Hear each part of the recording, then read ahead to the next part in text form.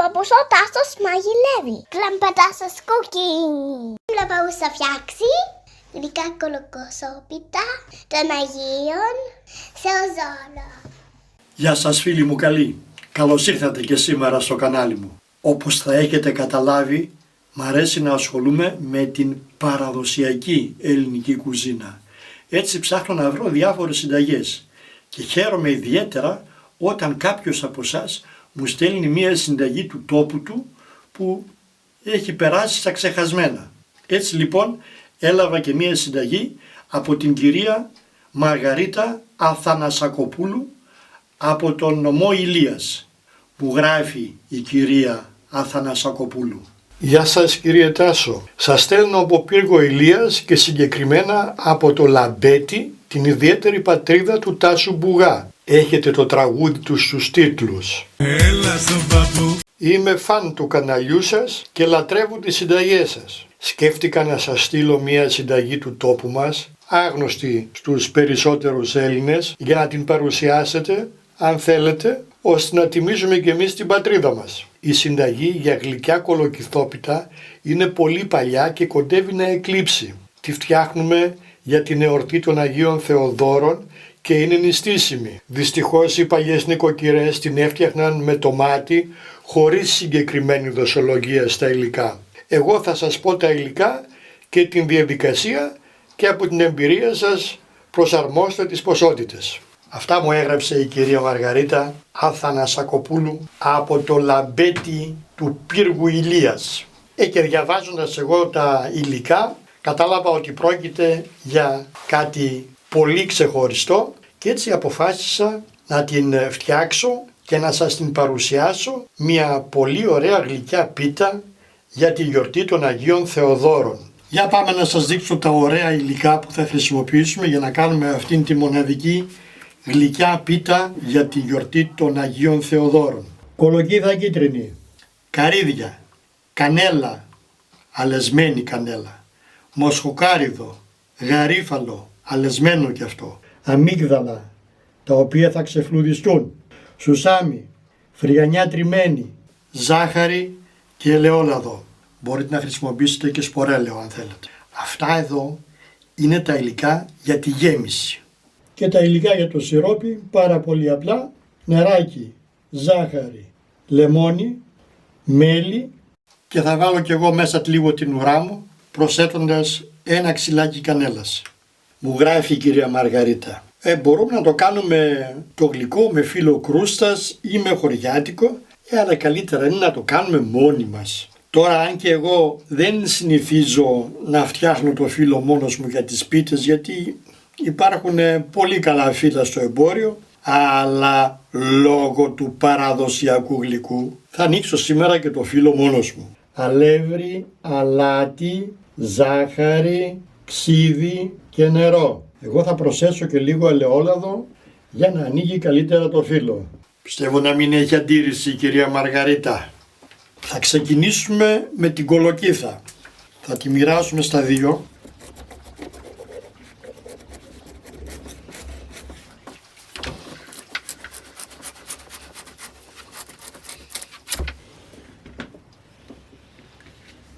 Πάρα πολύ ωραία.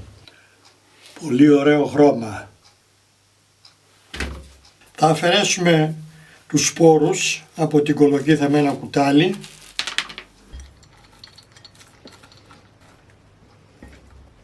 Θα κόψουμε την κολοκύθα σε μικρότερα κομμάτια.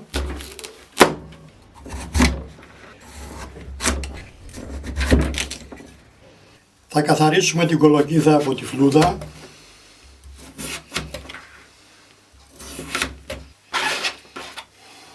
Τα καθαρισμένα κομμάτια θα τα κόψουμε σε κύβους.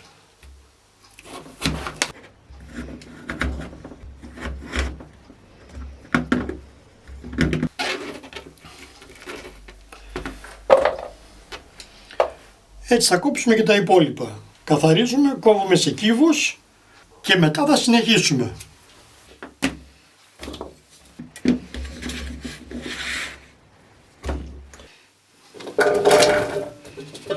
Νεράκι ίσα ίσα να τα σκεπάζει και θα βράσουμε ώσπου να μαλακώσουν. Θα σπάσουμε και τα καρύδια μας όσο βράζει η κολοκύθα.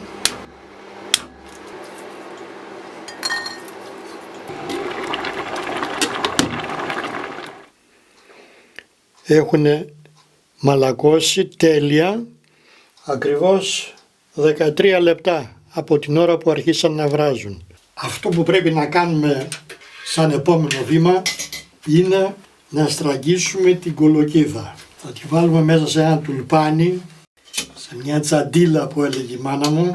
Αν και εγώ αυτή τη στιγμή δεν έχω τσαντίλα, αλλά δεν πειράζει, η ίδια δουλειά θα γίνει. Ομολογώ ότι αυτό το γλυκό δεν το γνώριζα. Πιστεύω να μας ανταμείψει το αποτέλεσμα. Τις αναλογίες των υλικών και τις ποσότητες θα τις βρείτε όπως πάντα στην ιστοσελίδα μου papoustasios.com. Και όπως κάνουμε λοιπόν το τυρί, θα στραγγίσουμε και την κολοκύθα. Μου γράφει η κυρία Μαργαρίτα, πρέπει να μείνει όλη νύχτα η κολοκύθα για να φύγουν όλα της τα υγρά. Και κάπου καλά είναι να τη ζουλάμε για να μην μείνουν καθόλου υγρά μέσα. Και βέβαια θα το κάνω. Εάν τη νύχτα έχω αϊπνίες, θα έρχομαι και θα τη ζουλάω. Έχω δέσει την τσαντίλα με ένα σπαγκάκι και θα την κρεμάσω εδώ. Και έτσι μπορεί η κολοκύθα όλη τη νύχτα να στραγγίσει.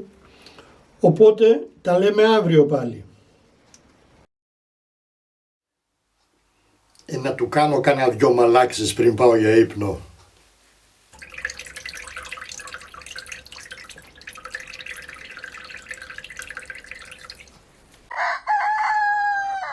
Όπως μου είπε η κυρία Μαργαρίτα, το άφησε και στράγγισε όλη τη νύχτα. Εδώ νομίζω φαίνεται ότι το μισό και παραπάνω ήταν νεράκι. Οπότε το ξεκρεμάμε και συνεχίζουμε σε λίγο με αυτό.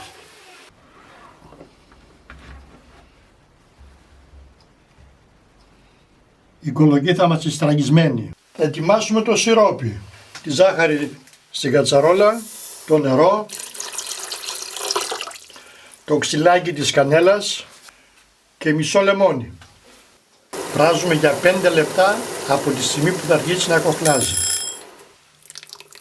Το στίβο λιγάκι να πάρουμε και το χυμό του και τώρα θα προσθέσω το μέλι. Δωράκι του φίλου του Αντώνη του Τσιτομενέα, η κουκουνάρα, την έχει φτιάξει μόνος του. Ανακατεύουμε και αφήνουμε να κρυώσει. Μου γράφει η κυρία Μαργαρίτα στην εκτέλεση. Βάζουμε λάδι σε πλατιά κατσαρόλα και την τσιγαρίζουμε καλά ώσπου να σγουρίνει. Αφού κάψει το λάδι ρίχνουμε την κολοκύθα μέσα.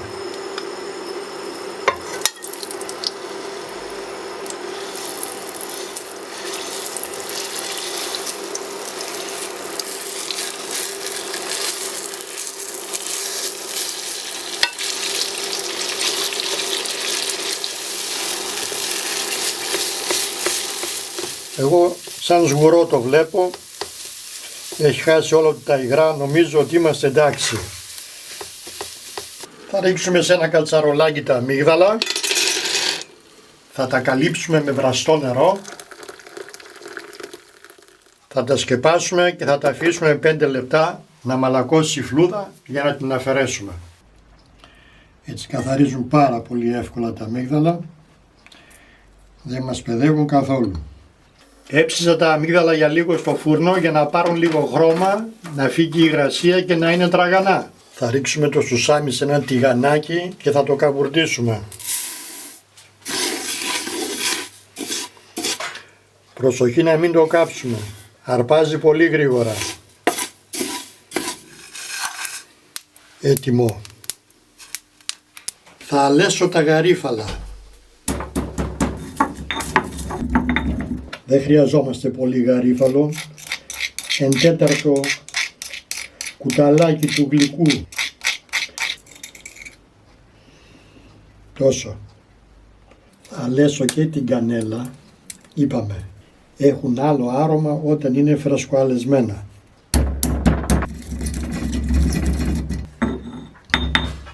Για να καταλάβετε τη διαφορά από την φρεσκοαλεσμένη κανέλα. Μυρίστε τη φρεσκοαλεσμένη και μυρίστε και την έτοιμη, την αγορασμένη. Θα χοντροκόψουμε καρύδια και αμύγδαλα.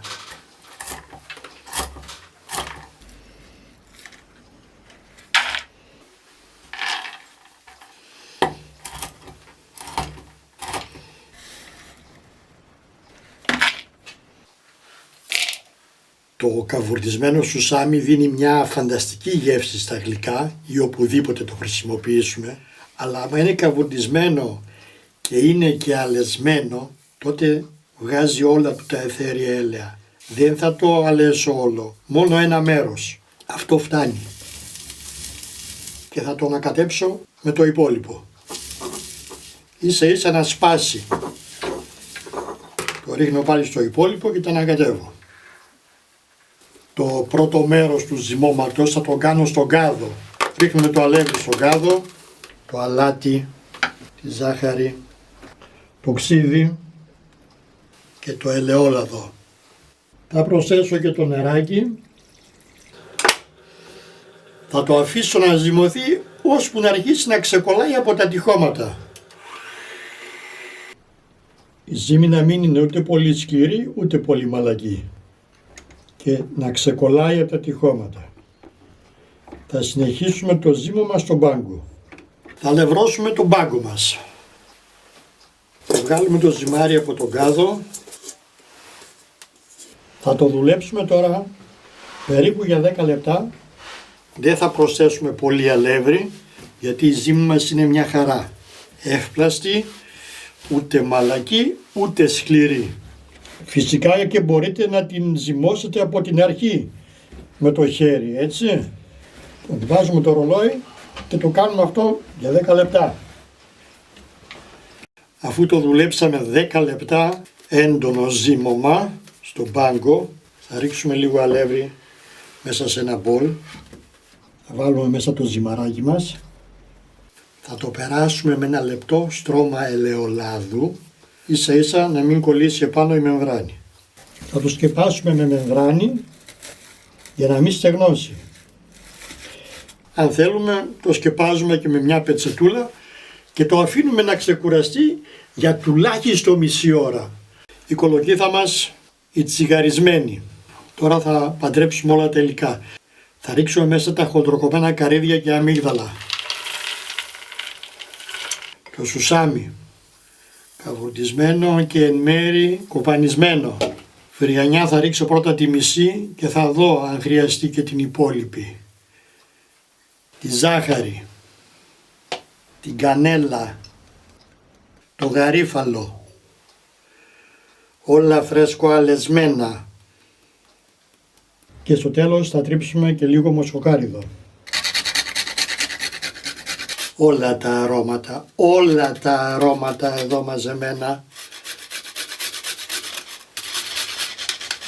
Λίγο λιγότερο από το μισό.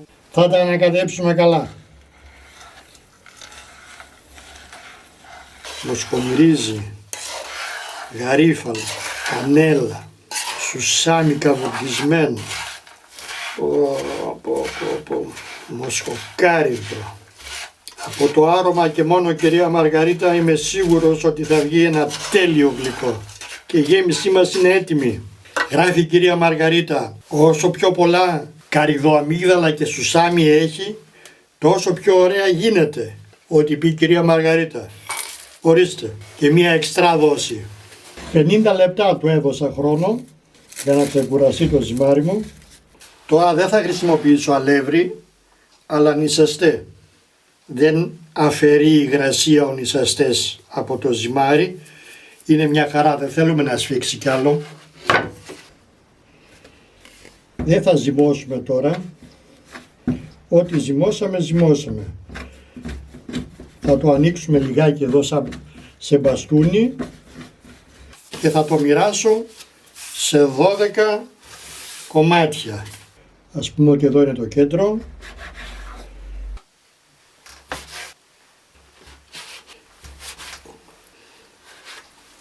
Αυτά τώρα θα τα κάνουμε μπαλάκια.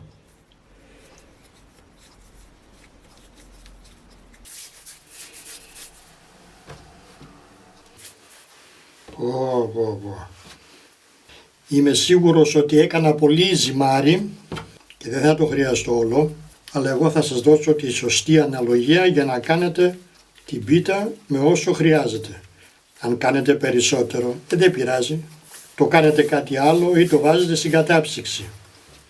Κυρία Μαργαρίτα, για χάρη σου το κάνω το ζυμάρι αυτό, για να μην χαλάσω την παραδοσιακή συνταγή. Θα ρίξουμε πάνω λίγο νησαστέ, για να μην κολλήσει η μεμβράνη. Τα σκεπάζουμε. Θα πάρουμε το πρώτο μας μπαλάκι, θα ρίξουμε νησαστέ στο μπάγκο.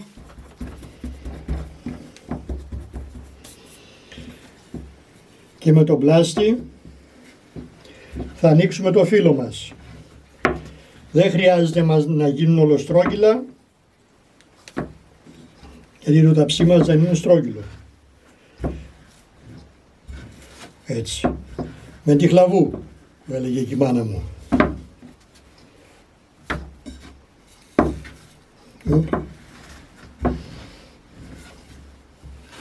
Μόλις αρχίζει και κολλάει, θα του ρίχνουμε πάνω λίγο νησαστέ.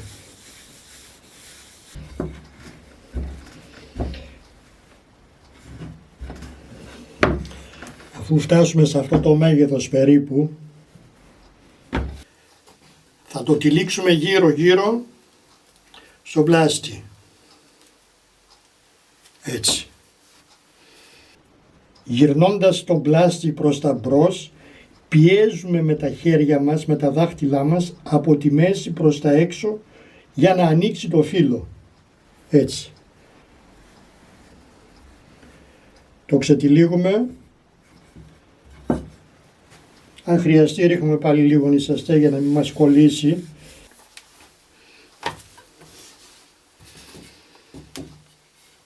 Το τυλίγουμε πάλι πάνω στο πλάστη.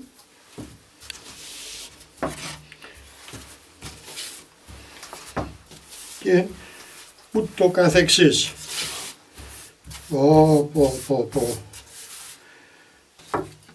Τώρα θα το πάρουμε από την άλλη μεριά.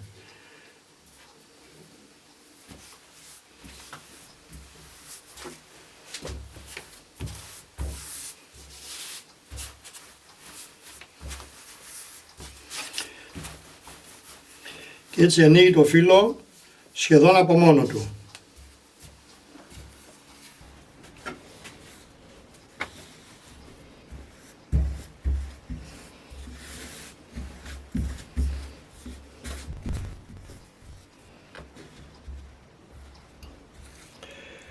Λοιπόν, αυτό είναι το μέγεθος που θέλουμε και αφού το ανοίξαμε πάμε να το γεμίσουμε. Θα λαδώσουμε το ταψάκι μας. Θα λαδώσουμε λιγάκι το φύλλο μας. Και τώρα θα απλώσουμε τη γέμισή μας.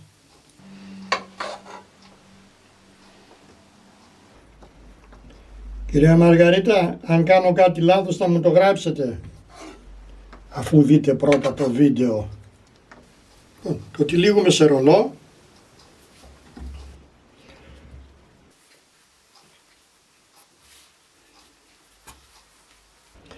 Να είναι λίγο χοντρούλικα, που γράφει η κυρία Μαργαρίτα.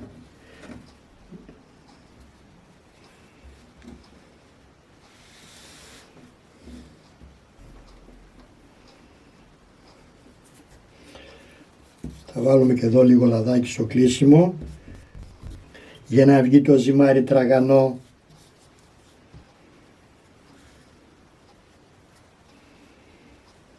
Πω. Τι πράγμα. Και πάμε να το βάλουμε στο ταψάκι με τη ραφή προς τα κάτω.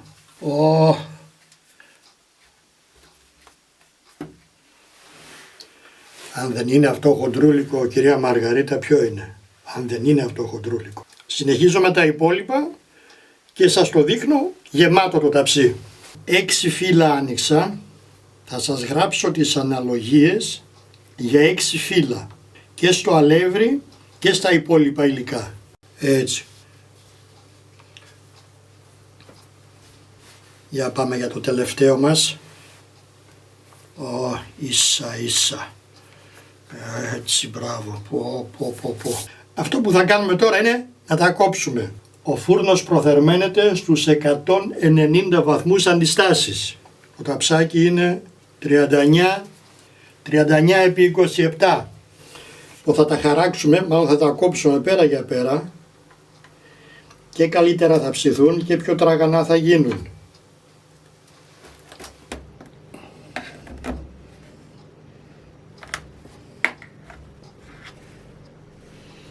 Οπωσδήποτε τώρα θα τα λαδώσουμε.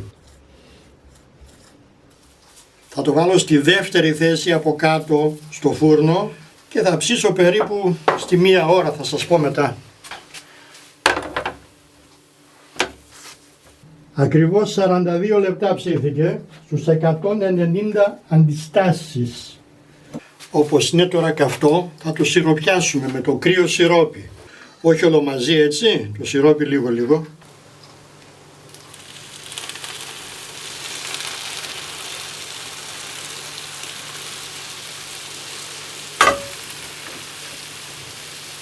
Τι ωραίος ήχος.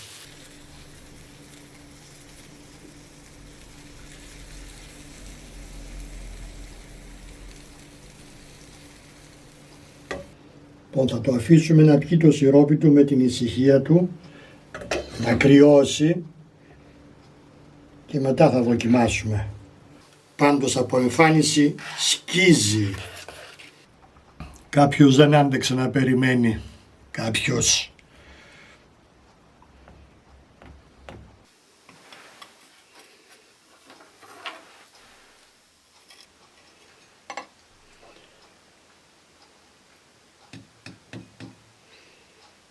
Για εγγραφή, από εδώ, έχει ένα κοκοράκι, πατήστε πάνω και θα ανοίξει η εγγραφή. Πατήστε και το καμπανάκι και κάθε φορά που θα ανεβάζω καινούριο βίντεο θα παίρνετε ειδοποίηση. Να είστε καλά φίλοι μου.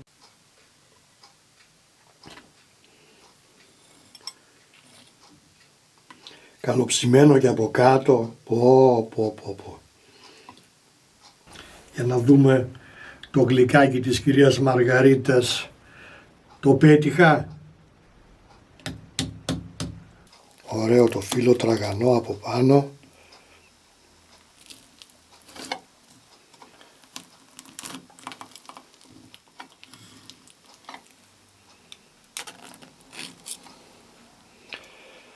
Πλούσια γέμιση. Ωραία σιροπιασμένο. Ωραίο χρώμα, ωραία αρώματα.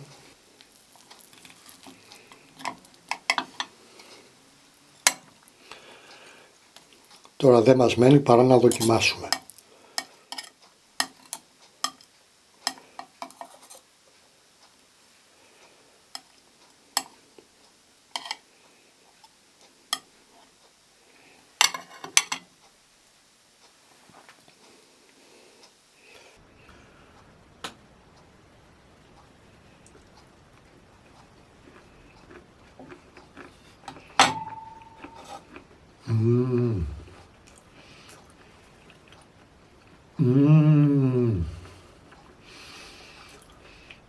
Ξεχωριστό γλυκό, απίθανη γεύση, για μένα πρωτόγνωρο, δεν το έχω ξαναφάει, τόσο αρωματικό, με αισθητή την γεύση της κολοκύθας, αλλά και όλα τα άλλα τα αρώματα. Να ευχαριστήσω άλλη μια φορά την κυρία Μαργαρίτα που μου έστειλε αυτή την πραγματικά ωραία συνταγή. Αν κάποιος από εσάς έχει καμία καλή ξεχασμένη συνταγή, ας μου τη στείλει και εγώ εδώ είμαι. Να είστε καλά φίλοι μου. Και όπως πάντα, με αγάπη, Παππούς Τάσος.